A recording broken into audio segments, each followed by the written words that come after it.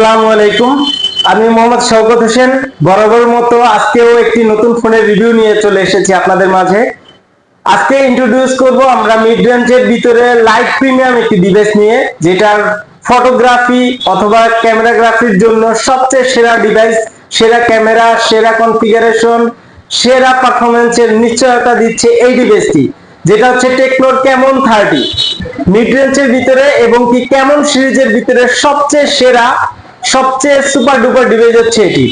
যারা মূলত একটি প্রো লেভেলের ক্যামেরা পারফরম্যান্স চান একটি ডিভাইসে, আপনার হাতের হ্যান্ডসেটটি দিয়েই যারা হচ্ছে ভিডিও করতে পারবেন, বিভিন্ন কন্টেন্ট ক্রিয়েট করতে পারবেন, অথবা যে কোনো সোশ্যাল অ্যাক্টিভিটি আপনারা করতে পারবেন, সেই লেভেলের একটি ক্যামেরা নিয়ে এসেছে এই টেকনোর ক্যামন 30।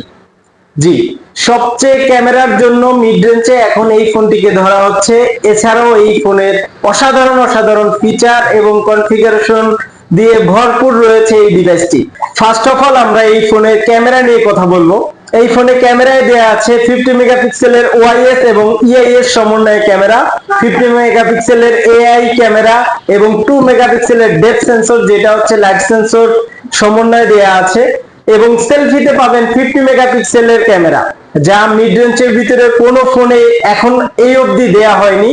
এছাড়াও ডিসপ্লেতে অ্যামোলেড ডিসপ্লে পাবেন, 120 হার্টজের refresh rate, full HD plus এর একটি ডিসপ্লে, এবং প্রসেসর হিসেবে থাকছে G99 এর আলটিমেট চিপসেট অক্টা কোরের প্রসেসর, যা মিড রেঞ্জের ভিতরে খুবই পাওয়ারফুল একটা প্রসেসর।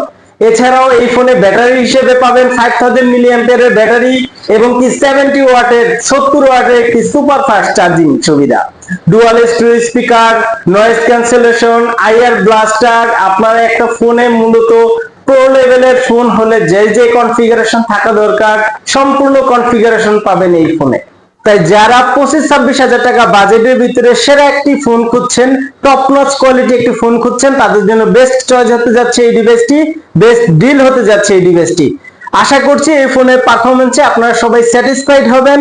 তো আজকে আর ভিডিও বাড়াবো না, সবাই ভালো থাকবেন, সুস্থ থাকবেন, আল্লাহ হাফেজ।